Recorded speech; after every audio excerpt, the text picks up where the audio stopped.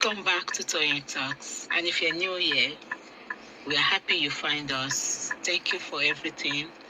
Please don't forget to hit on that subscribe button so that you'll be notified when we drop new video. Please press like and share our videos to others. Thank you for everything. We really appreciate you. And in the comment section, please no derogatory comments. Thank you for everything. Till I'll see you in my next video. Stay safe, stay blessed. I love you. Bye.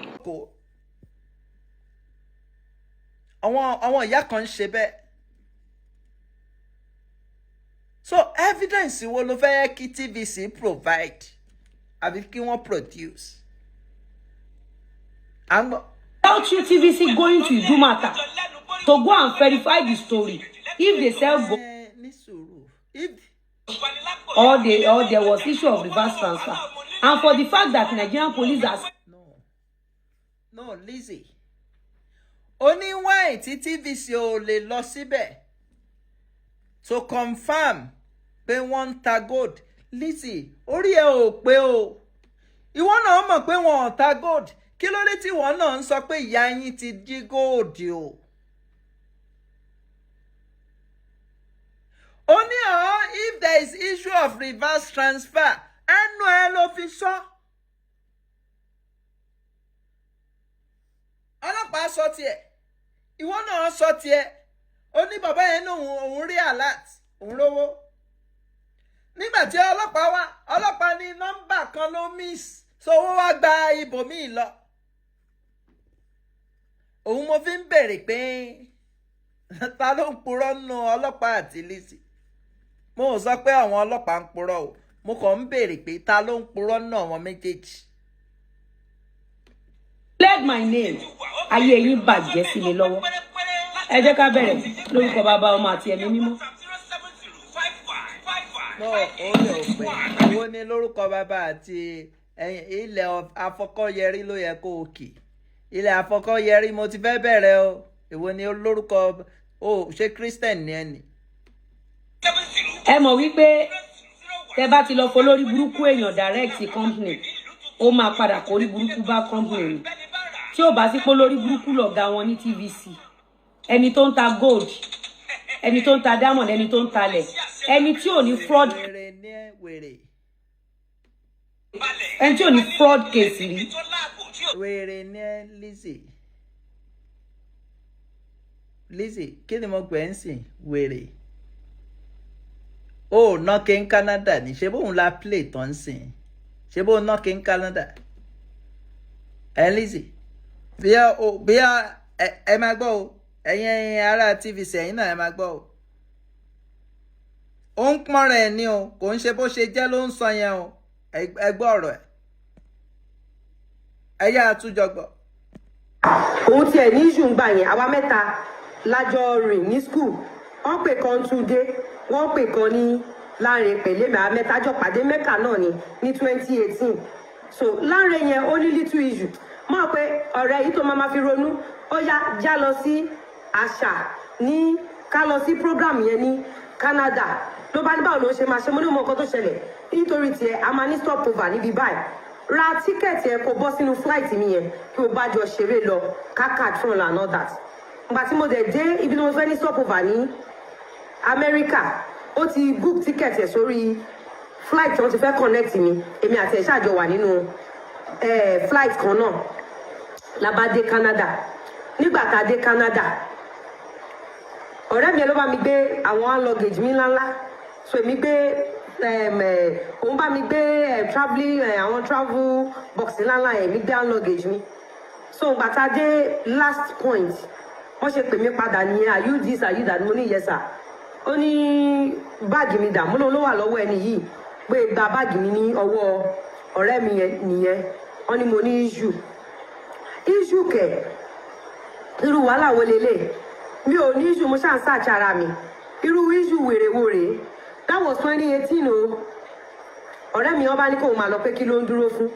Wọ́n bá mẹ́mi sílẹ̀. Wọ́n ní there is fraud lórí card tó fi ṣe visa fee fún mi. Pé ta ló ra visa fee fún mi? Èmi ò kú mọ̀ kan. Mo lè mi mo ra visa fee mi fúnra. wọ́n ní ike oníke fraudulent card lẹ fi búùkù visa fee. ṣọ́ba pé òun pọ́n rẹ̀ ń bì pé ò ní case of fraud. wọ́n wá ń bèrè wọ́n tún wá ń bèrè pé ta ló búùkù visa ta ló sanwó visa fee. Ta ló sanwó visa fee? Kí ló tún sọ?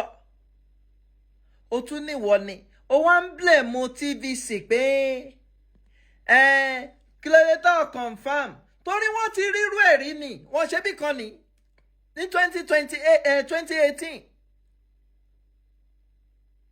because àwọn náà gbọ́ pé ó ní why tó fi máa sọ pé ìwọ ni gbà tó ń ṣe wọ́n ló book ẹ̀. So ìtorí ẹ̀ ó wà lára nǹkan tó fi ní allegedly àkúmọ̀ nǹkan tó tún lè ṣẹlẹ̀ ó lè jí kó sọ pé òun ò mọ̀ọ́mọ̀ akíkanjú olè. So má blame ó kàn ń kanra mọ́ TVC o ṣé bí ẹnu ẹ ló fi sọ ó ní wọ́n ẹ fi ike búùkù visa fee. Ó wá ní wọ́n wá béèrè pé ta ló búùkù visa fee kí ló sọ? Oníwọ̀ ni okay ká tiẹ̀ fi visa fee ká fi ìdúmọ̀ tálẹ̀. Píkà tó ń ṣe fún Desmond ìyàwó nǹkan. Ìyẹn ń ṣọlẹ̀. Desmond ń ṣe yahoo ìwọ jẹ́ píkà fún yahoo. Ìyẹn ń ṣọlẹ̀. Ẹyẹ ń gbé Desmond wá kẹ́lẹ̀ mọ ẹni tí mò ń sọ.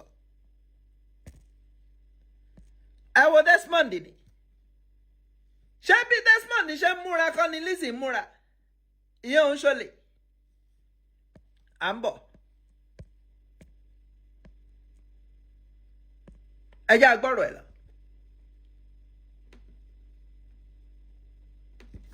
Àbí mo ní fraud case bí Azeez Oseni. Ẹ wá sọ wípé ó ti found guilty of stealing gold. Ẹ tún wá address ẹni yẹn gẹ́gẹ́ bí òkú ẹni pé former actress tó dẹ̀ sì wà láyé tẹ̀sí. Orí ẹ̀ ò pé àìkàwé ẹ̀ náà ni tí wọ́n bá ní former ó ní wọ́n address ẹni yẹn bí òkú kò mí pé òkú ni wọ́n ń lo former fún. Ìwọ gan fúnra ẹ nínú interview TVC náà ó ní you prefer to do business than acting. Bóyá tí n bá ṣe mistake mo lè gbọ́ ẹjẹ́ àjọgbọ́ ká máa gbọ́ lọ. What could, I mean, why is it that we don't see you act every now and then again? Honestly, because the movie things is not that profitable.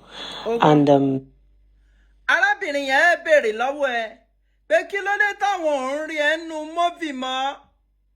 Ó ní honestly because the movie thing is not profitable. Arábìnrin yẹn wọ́n ń rí ẹ mọ́. Then lára nǹkan tí mo fẹ́ kó o mọ̀ ní pé for the father pé wọ́n pè ẹ́ ní former.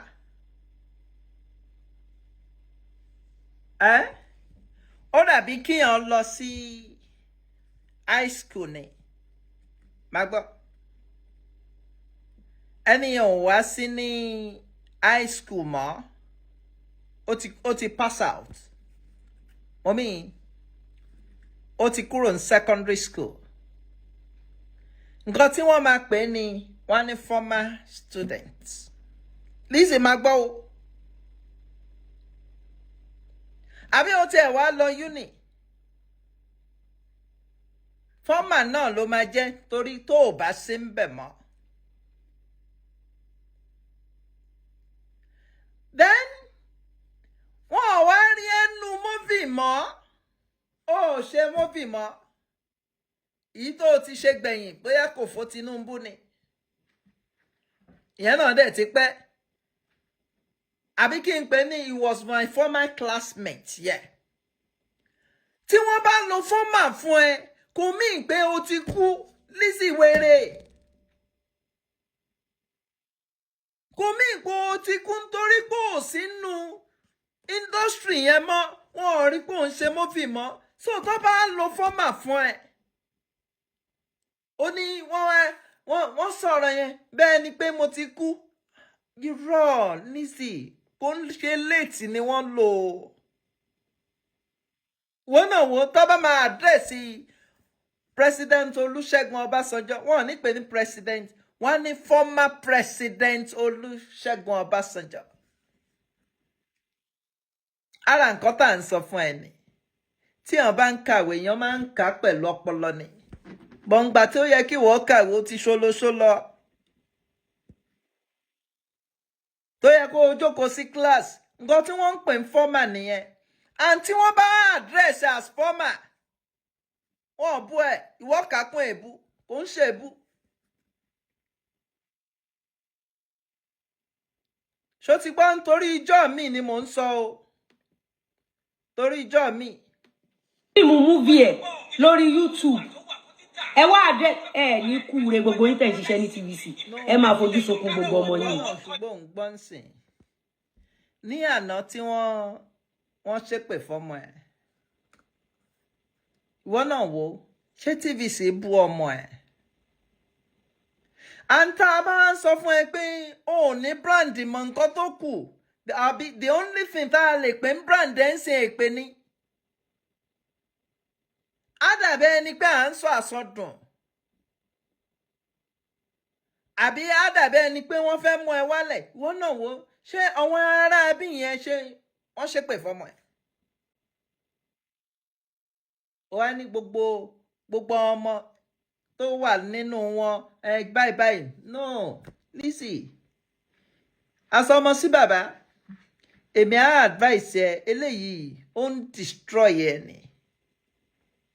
Bó ṣe ń ṣẹ́ ìpè yẹn, àwọn kan máa ń sọ nígbà kan, wọ́n ní pé gbogbo àwọn tó ń bá ẹgbẹ́ èpè ló máa ń fún wọn. Èmi ò kú mọ̀. So ó wá ń show nǹkan tí wọ́n sọ ń gbà yẹn, ó wá ń show ń sìn pé bó ṣe rí nìyẹn, pé ó lè má ṣe pẹ̀lépè. Kí la gbé kí la jù pé wọ́n pè ní former, àbí wọ́n ní allegedly wọ́n ní ojí gold. Ó wá ní wọ́n á fi gbogbo wọn máa fi ojú sunkún àbí ọmọ wọn, something like that. Ṣé dandan ni ó lè sọ̀rọ̀ láì ṣépè ni? A ti wà ń bì for how long ń sìn? For almost 2 hours. Ìyàn máa ń sọ̀rọ̀. Sórí bó ṣe wà yẹn, èmi rò pé at a point pé àwọn kan ti tútù ẹ pé wọ́n máa educate àwọn èèyàn, wọ́n máa ṣe educational show fáwọn èèyàn.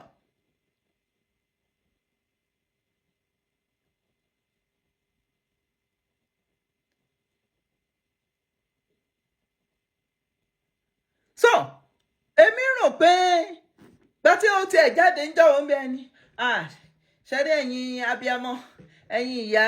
But that is not you.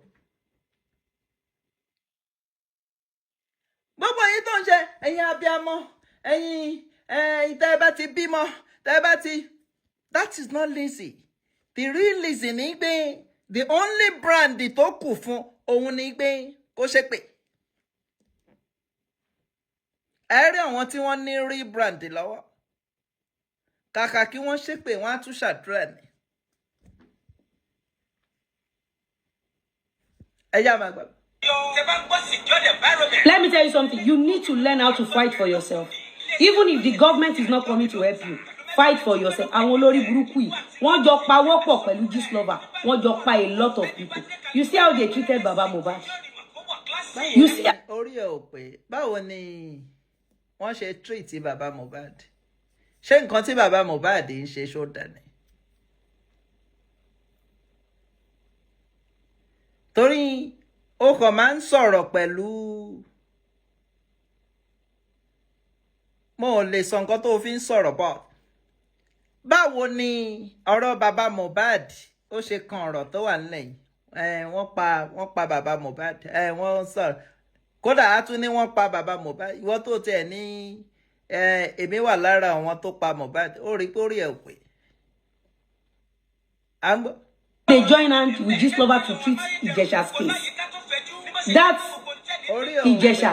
Imagine if Ijesha, tó bá jẹ́ pé Ijesha sọ̀rọ̀, maybe Ijesha will not be in prison. So apparently,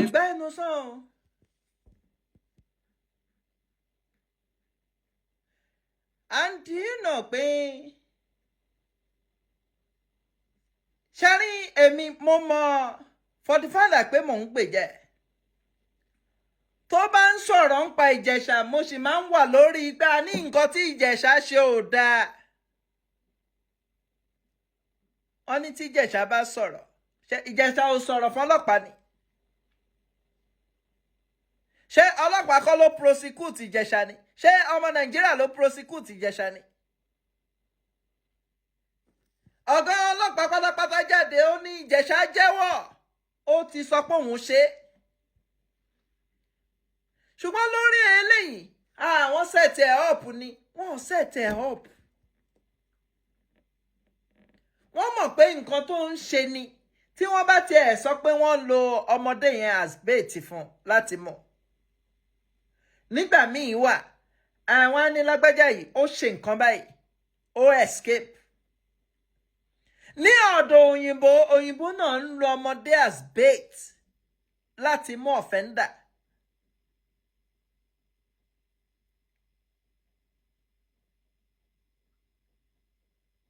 Wọ́n lo as bait. Kí irú eléyìí ni ká ní wọ́n fi Ìjẹ̀ṣà lẹ̀ kó sọ̀rọ̀ ni kó sọ̀rọ̀ ń bo ṣe lórí social media agbọ́ yìí tó sọ lórí social media. Ìyí tó sọ lórí social media ní pé princess ń béèrè lọ́wọ́ ẹ̀ pé ṣó mọ̀ pé ó ti ṣe nígbà kan tó ní forí oníṣà má bínú. Then ìyẹn kan ni wọ́n máa kà. Ní ọ̀dọ̀ ọlọ́pàá máa interrogate Ìjẹ̀ṣà náà. And evidence tí ọlọ́pàá bá ní ni wọ́n á fi prosecute Ìjẹ̀ṣà. Ìyábọ̀ Òjó ò bá pariwo evidence tó wà available. Nítorí pé and again àwọn tí wọ́n dẹ̀ prosecute ẹ rántí pé lọ́yà ìjọba ló prosecute Ìjẹ̀ṣà. Ìjẹ̀ṣà gba SAN torí mo rántí pé Babátúndé Ọ̀gálà lára àwọn tí wọ́n dúró fún Ìjẹ̀ṣà ni. And Babátúndé Ọ̀gálà was former member of House of Assembly, Lagos House of Assembly. Wọ́n wà lára àwọn tí wọ́n dúró fún Ìjẹ̀ṣà. Then case yẹn ó di is a state against Ìjẹ̀ṣà ni. Kọ́mi kí ló ń pè Ministry of Justice ló ń prosecute.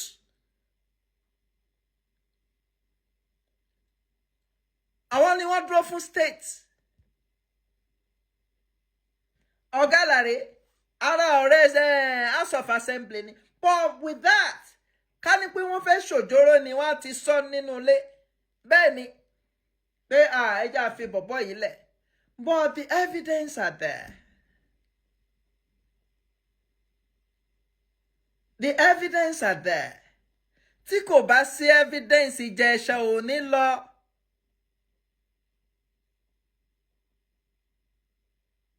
Wọ́n ní Fọlá ń lọ sí Lizzy. Lizzy wọ́n ní Fọlá ń lọ sí America ní next week. Congratulations. Anyway, so tí kò bá sí evidence.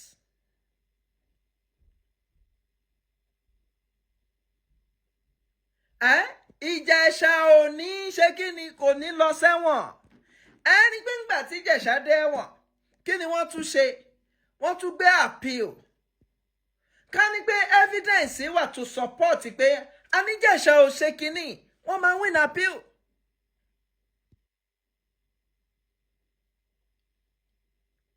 So Lizzy èmi educate ẹni. torí ọ̀rọ̀ yín ò yí ẹ and ó dàbí ìgbà tó ní oníkèsì náà gbà tó máa purọ́ ní nítorí mo jẹun èèyàn lówó ló ṣe gba lọ́ọ̀yà tí mọ́mí Anamaya wá fún ẹ rárá o ẹ fẹ́ ṣe case ó fẹ́ ṣe case and bí èmi ṣe rí ni pé wàá wò ok ìlú òyìnbó ló ti fẹ́ ṣe case wàá wá wò ó pé ok àwọn wo ni wọ́n ń deal pẹ̀lú defamation case mo ń bẹ Google lọ́wọ́ lóní mo ti rí lọ́ọ̀yà mo dẹ̀ ní ok èmi ò wá mọ bí ọ̀rọ̀ pé mo jẹ̀yàn lówó tó fi wá kan àìtórí ó jẹ̀yàn lówó mo ṣe gba lọ́ọ̀yà Lizzy ń parọ́ o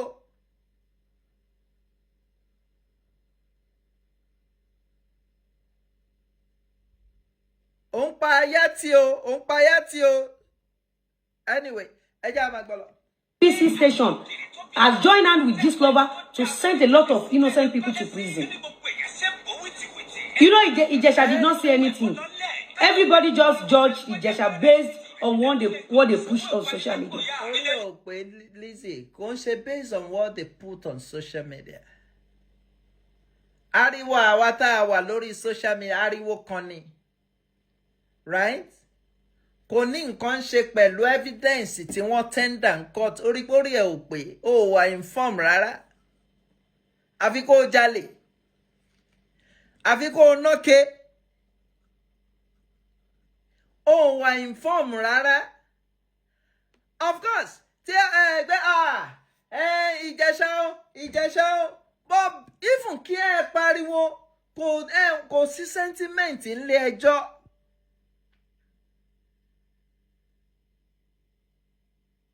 Bó o bá ṣe lè prove case ẹ, òun ló matter. Wàá prove case yẹn beyond reasonable doubt. Gbogbo rántí tí wọ́n wá rántí ṣe ó kàn rántí ni. Torí ẹni tó bá ń gbọ́ ọ̀rọ̀ ẹ̀gan á wò pé no, ọmọ yìí ò wà inform rárá. Ṣó lọ léèwé ṣá? Wọ́n á tún máa bẹ̀rẹ̀ pé ṣó lọ léèwé wọ́n ní ó lọ. Àkọ́sí wo ló ṣe àánú òun ṣe transport and transportation àbí kí ló ní ó ṣe? A ní àbájọ. Àwọn MC ló yẹ kó máa bá ṣiṣẹ́ ibi tó máa padà fi sí nìyẹn. Wọ́n á ní secretary àwọn MC ló yẹ kó jẹ́.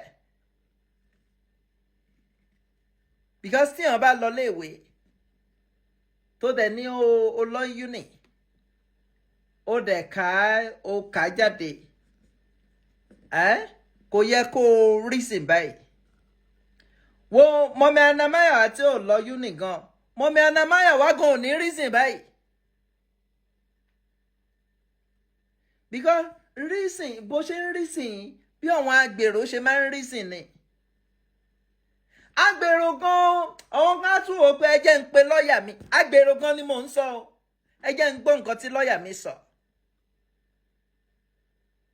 No mo ò bọ́ àwọn MC o bọ́ ṣẹ́mọ̀ level táwọn MC wà yẹn irú Lizzy irú wọn ó yẹ kó máa kọ́ jẹ́ secretary irú àwọn MC àwọn NURTW because ẹni bá kàwé ò gbọ́dọ̀ reason báyìí. Honestly, Lizzy mo kàn ń sọ fún ẹni kò ń ṣe èébú ó máa ń jọ èébú ṣùgbọ́n kò ń ṣe èébú ṣùgbọ́n já gbọ́ sí. Imagine if I had not come out to defend myself.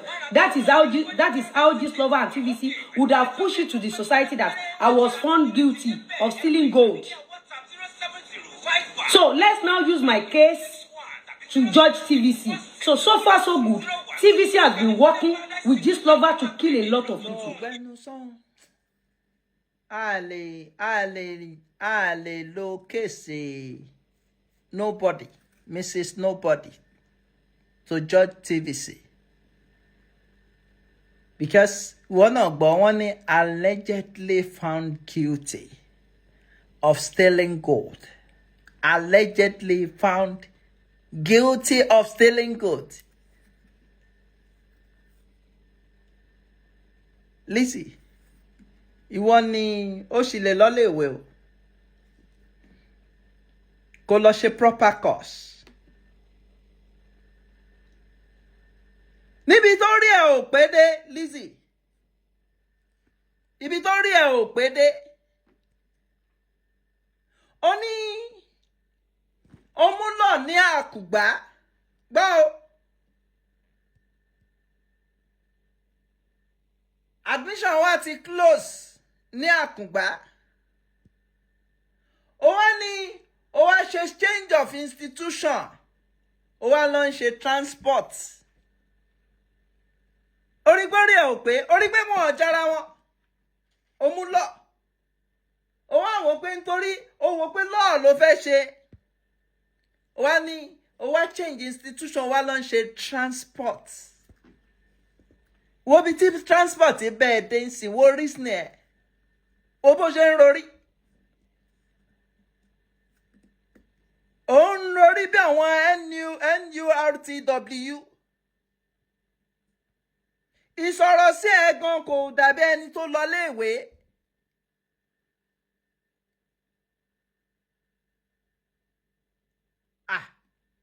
Lizzy, ó ga ọ. Anyway, ẹ jẹ́ á máa gbọ́ lọ. Destroy a lot of people's image and to send some people to prison. What are you talking about? What are you talking about? Saying allegedly. Nigeria Tawayi, we have, okay. Kí ni contribution TVC? Láti empower our youth. Telling the youth that someone with flawless profile, TVC is telling the whole youth in Nigeria that Lizzy and Jorin, ó lọ jalè nínú Dumaka. Ẹ wá sọ fún wa. Jalè ni Lizzy dúró. Ṣé ó jalè ń Dumota ni? Ṣé wọ́n ń purọ́ ni?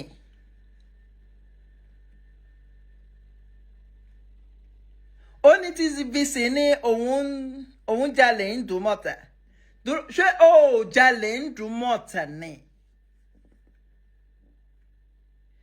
A ní AI gan mọ̀ pé tí wọ́n bá béèrè lọ́wọ́ AI pé ó lè Dumota. AI tún sọ pé Lizzy Anjorin, former Nollywood actress Lizzy Anjorin, òun ló lè Dumota. Ṣé ó jalè ń Dumota wọ́n kàn parọ́ mọ́ ẹni? Okay. Ká tún wá fi Dumota lẹ̀. Ṣé ó náke láti fi ra visa fee ní Canada fún Canada? Because when you are saying flawless, I'm sure you don't understand the word flawless. And again, flawless tó lò yẹn gan kò yẹ kó lò fún personality ẹ̀. Ní Canada, máa tún play kó lè gbọ́ dáadáa. Ẹni bó ṣe lò pé with flawless personality. Ó máa nọ́kè.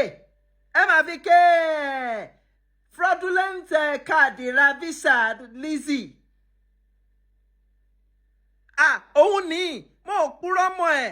Òun tiẹ̀ ní issue ńgbà yẹn àwa mẹ́ta lájọ rìn ní school.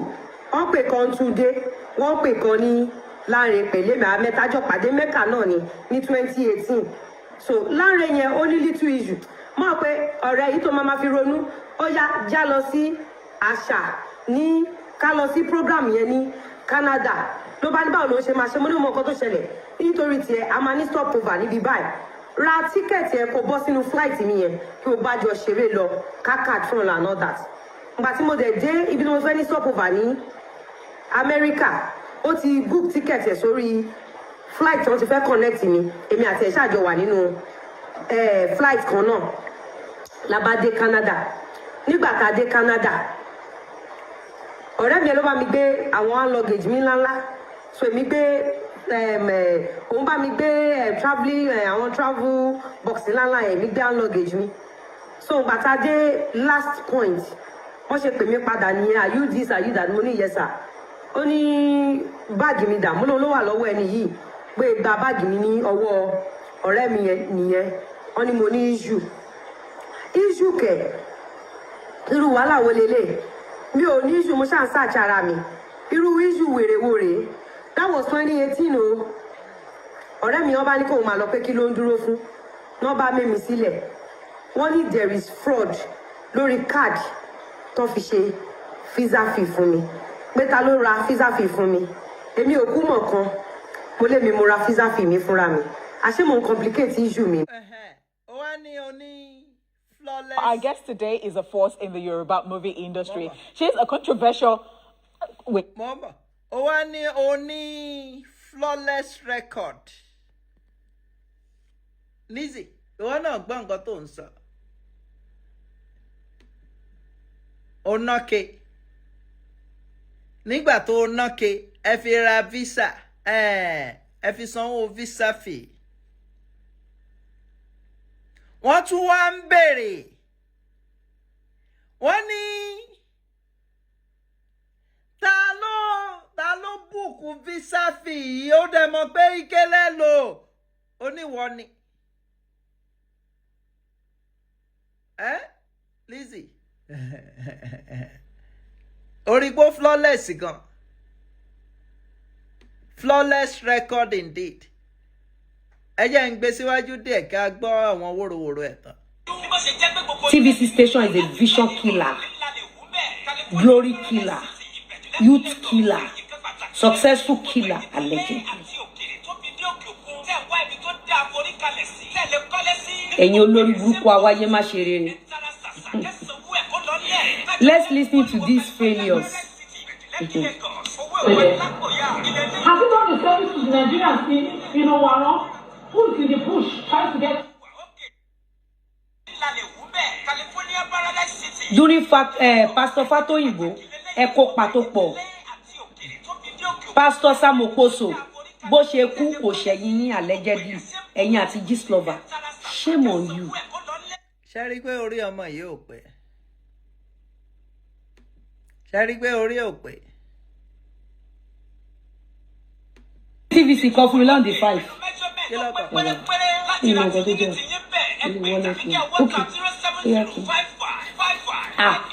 ìwọ orí gan tí TVC kan fún mi wá kí n gist yẹ. TVC sọ pé I was found guilty of stealing gold of 91,000. Lizzy Anjorin. TVC ò sọ bẹ́ẹ̀. Bó ṣe máa ń manipulate ọ̀rọ̀ nìyẹn Lizzy. And tí o bá ní èho Lizzy Anjorin, kí ló mí pẹ̀lú èho Mr. Anjorin? Ṣé ó ju bó ṣe wà lọ ni?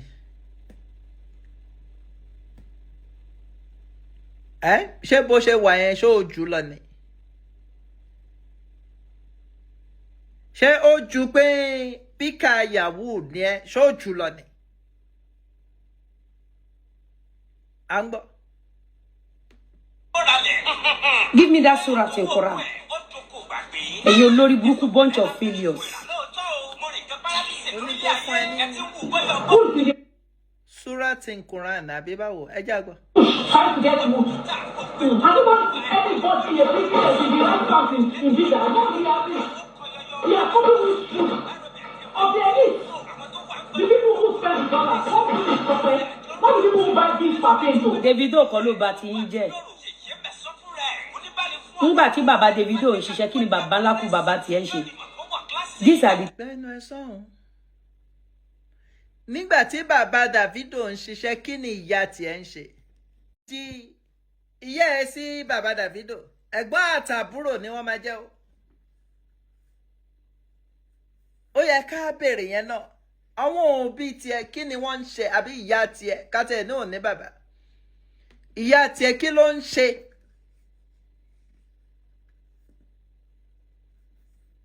Lizzy.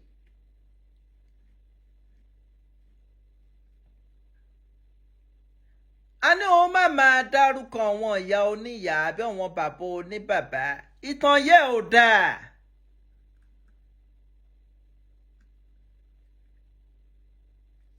Ìyá ẹ ó ya wèrè, má gbọ́ wọ́n àwọn ẹbí ìyá ẹ.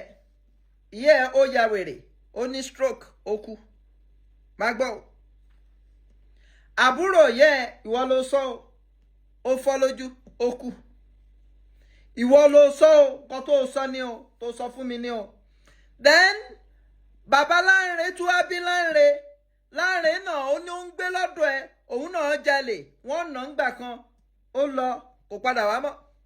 Ìwọ tó tún wá jẹ́ ọmọ ẹ̀gbọ́n bàbá Lánre, ìwọ náà tún jólè.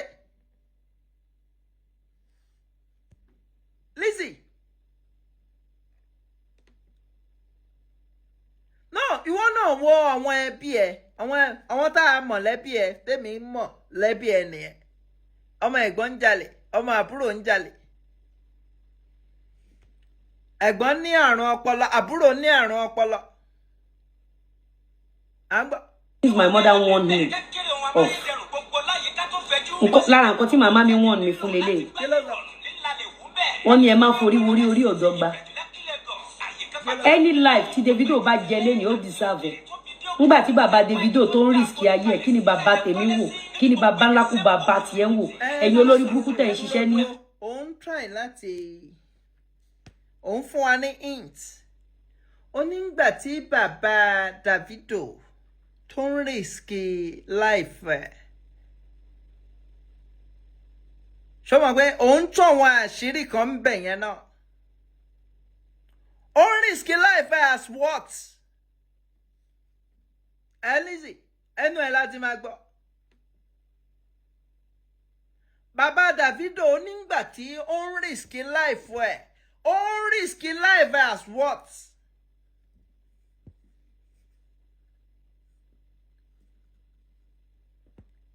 Lizzy, sọ fún wa. Ṣé as òṣìṣẹ́ ìjọba ni? Ṣé ó ń risk life as òṣìṣẹ́ ìjọba? Àbí ó ń risk life ẹ̀ pé ó lọ ń wa gold?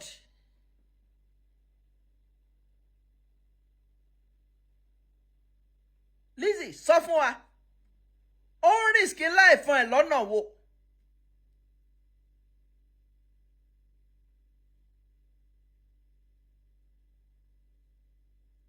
Ìwọ ni o fẹ́ sọ. O fẹ́ yẹ kí gbogbo ayé mọ̀ pé iṣẹ́ báyìí ni bàbá Davido ṣe tó fi rówó. O ní ó ń risk life ẹ̀. Mo ti lọ bí iṣẹ́ ń sìn, mo ti dé. Ṣé máa ní mò ń risk life mi ni? Àwọn wo ni wọ́n máa ń risk life wọn láti rówó? Lizzy, sọrú iṣẹ́ tí bàbá Davido ṣe tó fi rówó fún wa. Torí o ti ń hint wa lórí ẹ̀ pé níbo ni bàbá ti everybody wà nígbà tí bàbá Davido tó ń risk life ẹ̀ as what? Lórí òwòwò. Ọmọ àlè, o máa kó bá bàbá Davido pé iṣẹ́ báyìí ló ń ṣe tó fi rówó. À ń gbọ́. Inú TVC kí ni bàbá ńlá kú bàbá yín wò? So are you telling me pé bàbá Davido tó ti ṣiṣẹ́ fọ́mù ẹ̀ kò lè gbé ayé tó wù? Ẹ ní ṣoríire tọmọtọmọ sẹ́, gbogbo ẹ̀yin blackmailers, mo detest yín. Orí ẹ̀ ò pé. Ẹ wá béèrè lọ́wọ́ Lizzy pé kí ni nǹkan tóun náà máa lọ ń ṣe lọ́dọ̀ blackmailer tí kò bá ń ṣe blackmailer?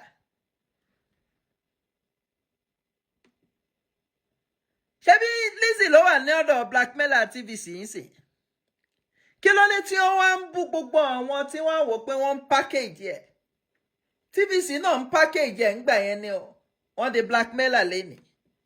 Hold on, controversial actress, producer, who was also known for her grass to grace story. I mean, when you listen to that song by Ricardo Banks, then you know that's me. Àǹtí ẹ bá wò náà lọ́dọ̀ Gist Lover. Mo mean Gist Lover, the real Gist Lover tó ń sọ.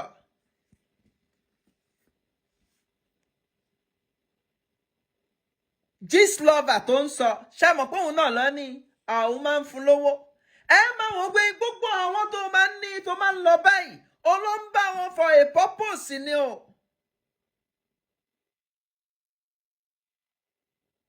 And all of a sudden, Awon sing. TVC. Ó di blackmailer. This lover gan ló máa ń lò as reference ńgbà ẹ̀. Ó di blackmailer. Gbogbo àwọn tó wá jẹ́ blogger tí wọ́n ràn lọ́wọ́ náà, gbogbo wọn di blackmailer.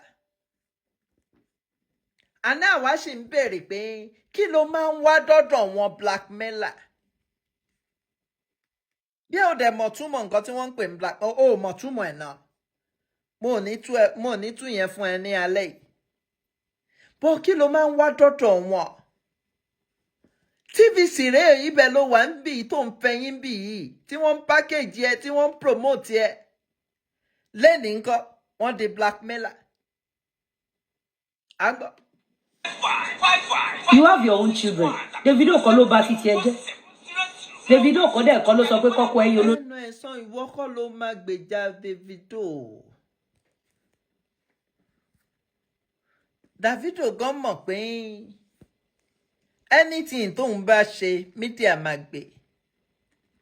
Ó mọ̀. And again ní gbé irú àwọn Davido yẹn wọ́n tẹ̀ wá like mídíà. Tí wọ́n bá sọ ń bì, tí wọ́n bá gbé, tí wọ́n bá backlash wọn, wọ́n á tún sọ ń bò míì, wọ́n á tún yìn wọn.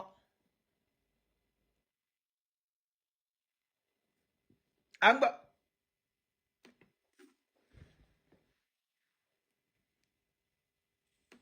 Kejì lọ́jọ́ kejì kan lọ́ta Davido ti kú bó erí nìyẹn. You were so pained. You can pay any amount to bring Davido down. You can pay any amount to get rid of that boy. And you have your own children. Whatever you do to other. Ayé ẹ ti bàjẹ́. Honestly, ayé ẹ ó ti bàjẹ́.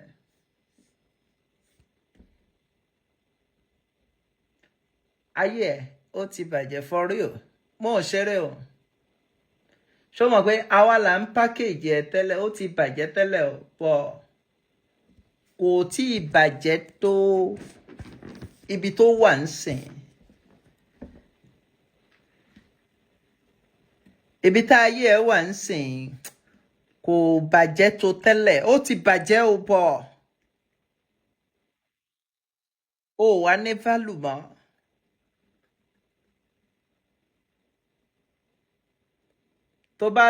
Tó bá yọjú sí Ìdúmọ̀tà ń bẹ̀ yẹn ń sìn, tó bá lọ lọ́la ń sìn, wọ́n sì máa pè ẹ́ lólè ni. Tọ́wọn tẹ́jọ́ ń ṣe tíátà rí, tí wọ́n bá lọ sí Ìdúmọ̀tà, wọ́n máa yàn wọ́n ni. Ayé ẹ ti bàjẹ́. Tó bá lọ sí Canada ń sìn, ká ní pé o lọ Canada ń sìn, wọ́n á yẹ̀ ẹ́ wò pé wọ́n máa dì ẹ́ mú pé wọ́n á kọ́kọ́ dì ẹ́ mú pé ṣé kò ń ṣe pé ó tún ti jalè wá. Tó bá lọ sí Amẹ́ríkà bákan náà ni. Ìyẹn tí wọ́n bá fún ẹ ń visa ní Amẹ́ríkà. Tó bá tún ní o lọ Saudi, wọ́n á tún wò ẹ́ dáadáa. Òun kọ́ la mú ń gbà yẹn ni. Kò wá síbi tó o lè lọ, tó o lè rìn freely. Everybody kàn ń ṣan wọ́n lára ẹ̀ ni. Ó wá níyì mọ́.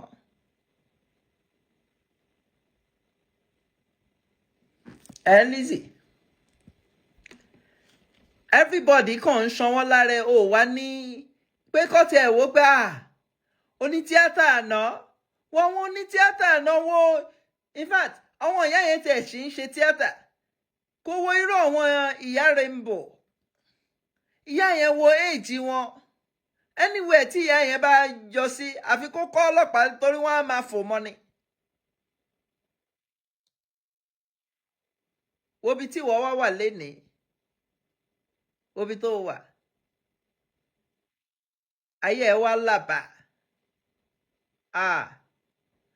Ẹ̀yin ọmọ onítẹ́tà tẹ́ ẹ wà ń sìn. Mo mí ẹ̀yin ọmọ onítẹ́tà tẹ́ ẹ ń wọnú tíátà. Àdúrà kan lèmi máa ṣe fún yín pé ayé yín, kàríà yín ò ní dàbí ti Lizzy. Ó terrible. Honestly, Lizzy ò wá níyì mọ́. Lizzy táwọn kan máa wò nígbà kan pé mo dẹ̀ like ọmọbìnrin yìí tó ń jó a tún ní okay yá àti ẹ̀tún package ẹ̀ pé okay ijó ni àwọn kan like bó ṣe ń jó ó ní òun máa jó kọ́ wá copy design mo á wò pé wéré design wo ló ń copy ìwọ ló ní design ayé ni tó ní wọ́n copy design ẹ̀. Lizzy ayé ẹ ti bàjẹ́ o ó bàjẹ́ o sọ ẹ̀yin ọmọ onítíátà tẹ́ wà ń sìn ayé yín ò ní dàbí ti Lizzy tí ògo ẹ̀ wá ti dàbí tó dàbí ẹni tó ṣe tíátà rí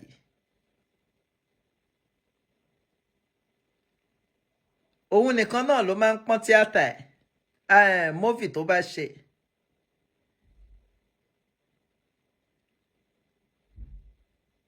Òun ló máa ń pọ́n ní 2024 a sì máa ní móvì tí mo ṣe ń gbà báyìí èwo ló tún ṣe ń sìn tán wá dẹ̀ pé ní kinní kan àná wàá máa bínú.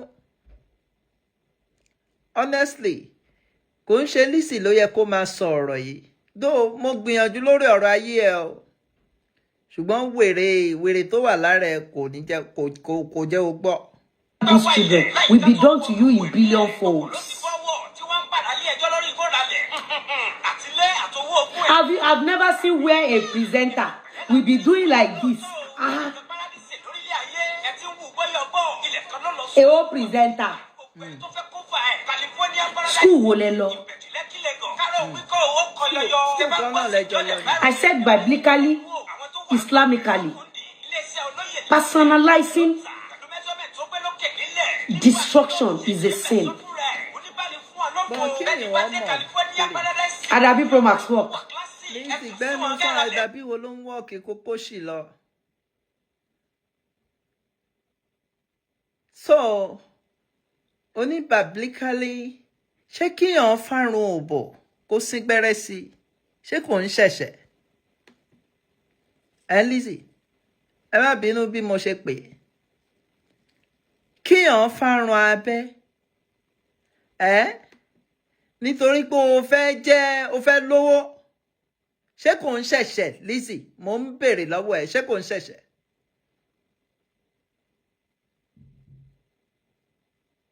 òun rí tẹlòmíì ń sìn òun sọ pé kó o gbé abẹ́ ẹ fún babaláwo kó bẹ́ẹ̀ fa ṣé kò ń ṣẹ̀ṣẹ̀? Lizzy ẹ̀ṣẹ̀ ayérayé ni nǹkan tí wọ́n ń pè lẹ́ṣẹ̀ àríyá ó mọ̀ pé wọ́n ti wá sí gbẹ́rẹ́ yẹn ò ṣeé parẹ́ mọ́. Lizzy ìwọ ló ń sọ nípa Bible fáwọn èèyàn, Bible tó mọ̀, Kùránì tó mọ̀, kí ló mọ̀ nínú ẹ̀? Nothing. Kí ló mọ̀ nínú Bible? Nothing. Ṣùgbọ́n tí wọ́n bá ní èpè the only brand tí Lizzy ní ni èpè. Ó yẹ kó ní babaláwo kálí. Brand tí ó ní nìyẹn èpè.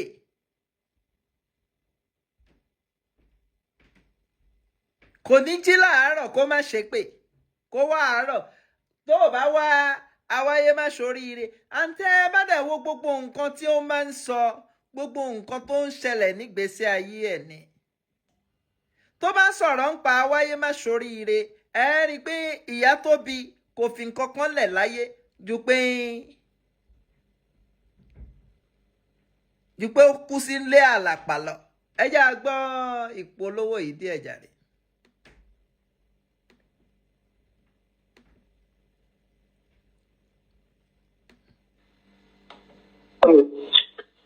Mo fẹ́ ṣe ṣòǹgbọ́n mi mo fẹ́ build empire social media network wa débi pé tí ẹ sábọ́ọ̀dù àbẹ́ anybody bá ti gbé olóṣèlú kan sẹ́nu wọ́n máa contact wa owó tá a bá ti rí bẹ̀ ẹ̀ máa ha. Ó fẹ́ build empire. Mo fẹ́ ṣe ṣòǹgbọ́n mi mo fẹ́ build empire social media network wa débi pé tí ẹ sábọọdù àti anybody bá ti gbé olóṣèlú kan sẹ́nu wọ́n máa contact wa owó tá bá ti rí. ṣé ẹ ti gbọ́ nǹkan tó wí mission ẹ̀ lórí social media nìyẹn a mission tí ó wá ṣe lórí ẹ rí pé ó fẹ́ jẹ́ kí àwọn èèyàn máa bẹ̀rù ẹ̀ kó ṣe bí ìtàwa náà. nǹkan tí ó wá ṣe lórí social media nìyẹn.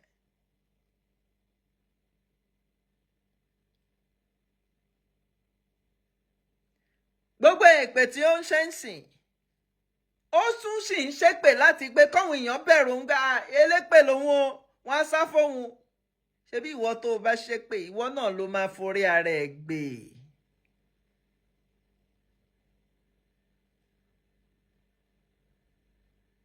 ẹni tí ó ń ṣépè tépè ń jà ṣé bó ní iye oṣù tó fi ṣépè kó tó di pé ó tún jalè ń Dùmọ̀tà. mission náà ni ẹ ó fẹ́ build empire so that anybody tó bá wá fún olóṣèlú àwọn lọ́wọ́ máa gbèjà ẹ̀ owó táwọn bá rí ń bẹ̀ àwọn máa ha àwọn á pín purpose tí Lizzy Anjorin fi wá sí orí social media nìyẹn ó wá monetize ara ẹ̀ ni gbogbo mo wá jà fọ́kọ yẹn ó kàn ń lò yẹn ó fi yẹn ń gbé sympathy wọlé ni ọkọ kankan kò wá jà fọ́kọ kankan ọkọ tó lóun wá jà fún ó sì ń wo ibo nìyá máa jẹ lára làtí ni torí kò lè foríjì làtí láíláí. sọ ẹjẹ agbọ́ díẹ̀ kí a tó máa lọ ẹjẹ agbọ́ díẹ̀ ó ti fẹ́ tán ẹjẹ agbọ́ díẹ̀ sí. This is mass destruction. This is instigation. Instigate. ó tiẹ̀ gbóyìnbó. Very noisy. Gbàtọ́ yẹ pé ẹ ní nǹkan kan lọ́pọlọ ayé yín. Lizzy orí ẹ ò pé o ìwọ tún lè máa sọ fáwọn èèyàn kan pé wọ́n wà noisy.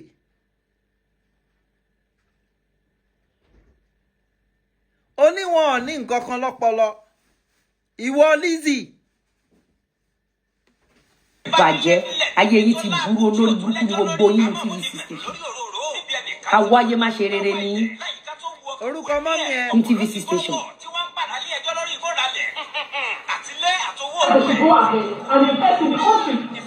See, the point is, no matter how cheap your food is, cost of food, this is something to your service for people. It's in the corridors where people make that one price. Láì gbèjì slọ́bàrà ẹ ní ṣoríire tọmọtọmọ yín gbogbo yín tẹ̀ ń ṣiṣẹ́ ní TVC station. Lizzy dúró mo fẹ́ béèrè ọ̀rọ̀ kan lọ́wọ́ ẹ̀. ó ní ọmọ kékeré ńlé mo mọ̀ pé ọmọ tí wọ́n nílé á kéré sí àwọn ọmọ tó ń bú yìí. èèyàn kan wá jáde mo fẹ́ sọ wọ́n wá ń gbé ọmọ yẹn ṣépè dóò èpè tó ń ṣẹ̀yìn náà kò sí bí o ṣe máa ṣépè fọmọ lọ́mọ tépè ò ní lọ sọ́dọ̀ ọmọ ẹ̀. èèyàn kan wá jáde wọ́n wá ń gbé ọmọ yìí ṣépè látàárọ̀ mo ń béèrè lọ́wọ́ ẹ báwo ló ṣe máa feel. wàá máa gbé lọ sí ìdí ilẹ̀ ọ̀kẹ́rẹ́ àìmọye ẹlòmíì tó jáde tí wọ́n ń gbé ọmọ ẹ̀ ṣépè kíkankíkan torí àwọn náà wò pé ìwọ náà ń gbé ọmọ ọlọ́mọ ṣépè. and at a point wàá sáré náà ẹni pé wọ́n ṣépè fọ́mọ ẹ àwọn tí wọ́n ṣépè fọ́mọ ẹ tó ń ṣépè fọ́mọ wọn ń kọ́.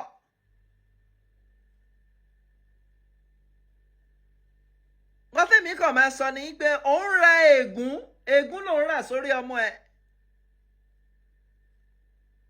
tó bá mọ̀ èmi ò ní kó má ṣe pé o but èpè yẹn tó bá padà máa já ọmọ ẹ ìwọ náà wà láyé ńgbà yẹn. ẹ yá gbọ́rọ̀ ẹ̀ díẹ̀ sí. tọkùnrin àtobìnrin ẹ ní ṣoríire tọmọtọmọ yín tó bá kè ní kọlá kẹ jẹ wọn máa gbókù ọmọ yín wá bá yín lónìí agbára wọn tó ní. òun dẹ̀ fẹ́ jẹ wọn mọ́ òun gbàdúrà pé kí wọ́n gbòkú ọmọ wọn kan wá bá wọn lé òun dẹ̀ fẹ́ jọ wọn mọ́ ṣó possible ni kò possible.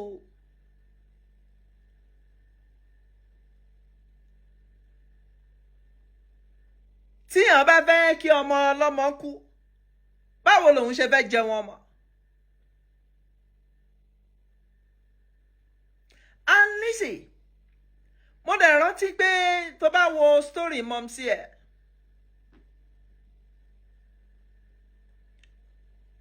and I'm sure nǹkan tí mọ́mísí ẹ̀ fi lé ẹ lọ́wọ́ ni èpè tó ń ṣe yìí o.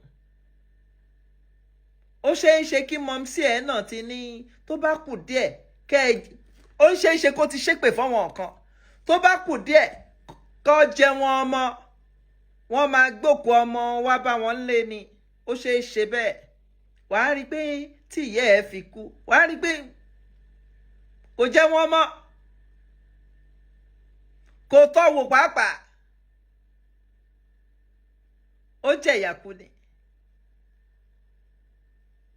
ilé àlàpà ó wà láyé ń gbà yẹn o ó sì ní chẹ́ńjì díẹ̀ lọ́wọ́ ń gbà yẹn o at least àwọn mága ẹ wọ́n ti lárí mọ́ wàá rí pé ìyá yẹn náà sọ́fà tó fi kú ni ó ṣeé ṣe kó jẹ́ pé gbogbo àwọn èpè yìí òun náà ti ṣe rí ńgbà kan continue kó o máa ṣe o má wọrí.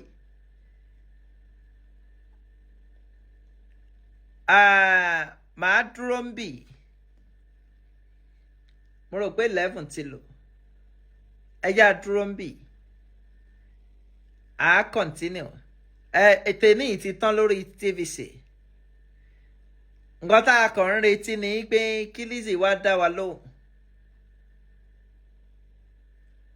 èmi ò tiẹ̀ mọ ibo ló ti ó dàbí ó náà ń ṣe analysis show wa a mọ bí tó ti dé náà but èyí tá a ṣe yìí ń sìn series 17 ni a mọ bí ó tiẹ̀ ti súnmọ́ bẹ́ẹ̀ ọ̀nà tó bá ti wá dáhùn a tún continue ẹ jẹ́ kúrò ń bì á filẹ̀ báyìí ẹ jẹ́ àfilẹ̀ báyìí pé èpè ló ń ja Lizzy fọrí èpè ń jà kó wò pé the only actress gbogbo actress ló jẹ́ brand the only actress tá a ní the first actress our former actress tá a ní tó jẹ́ pé brand tóun ní èpè ni èpè òun ní Lizzy Anjorin anyway èmi á máa lọ ẹni tó bá ní ìmàdé òun là ní débà o kò jẹ́ bó ṣe jẹ́ á tún pàdé.